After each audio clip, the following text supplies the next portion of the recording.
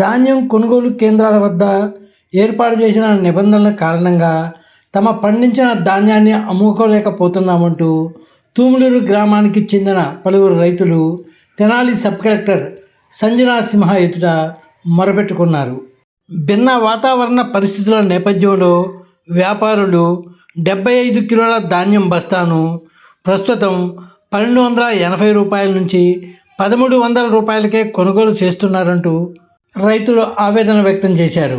వెంటనే స్పందించిన sub collector Sanjana సింహ marketing శాఖ అధికారులకు ఫోన్ చేసి తక్షణమే సమస్యను పరిష్కరించాలని ఆదేశించారు. అందరికీ నమస్కారం అండి. ఈరోజు తూములూరులో ఒక ఫీల్డ్ ఎంక్వైరీకి వచ్చినప్పుడు కొంతమంది రైతు సోదరులు కలిసి ధాన్యం కొనుగోలులో కొన్ని ఇబ్బందులు ఉన్నాయని తెలియజేశారు.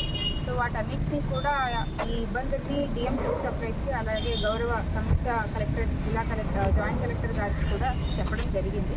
సో వాళ్ళు అనేది ఏంటంటే కొంచెం లారీస్లో ఇబ్బంది ఉంది, లారీస్ టైంకి రావట్లేదు అని షెడ్యూలింగ్ అయితే చేస్తున్నారు, కానీ కొంచెం ఇబ్బంది ఉందని చెప్పారు.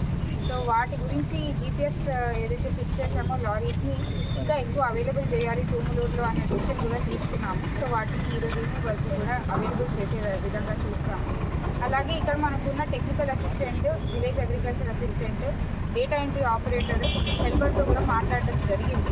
సో వాళ్ళకు కూడా ఇన్స్ట్రక్షన్స్ ఇచ్చాము. ఎవరైతే రైతులు రోడ్డు మీద ఆరబెట్టుకుని బాగా డ్రైగా ఉందో దాన్ని ఇమీడియట్గా లిఫ్ట్ చేయించడానికి ఉన్న చర్యలన్నీ కూడా తీసుకోవాలని చెప్పాను. ఎలానో మాకు ఎవ్రీడే మార్నింగ్ ఒక టెలికాన్ఫరెన్స్ అవుతుంది. గౌరవ జాయింట్ కలెక్టర్ గారు మాతో తహసీల్దార్తో తీసుకుంటారు. సో ఈ ఇష్యూస్ అన్నిటిని అప్రైజ్ చేసి వచ్చే 2-3 రోజుల్లో ఇంకా ఎక్కువ స్పీడ్గా ప్రొక్యూర్మెంట్ అనేది జరపాలని అనుకుంటున్నాను.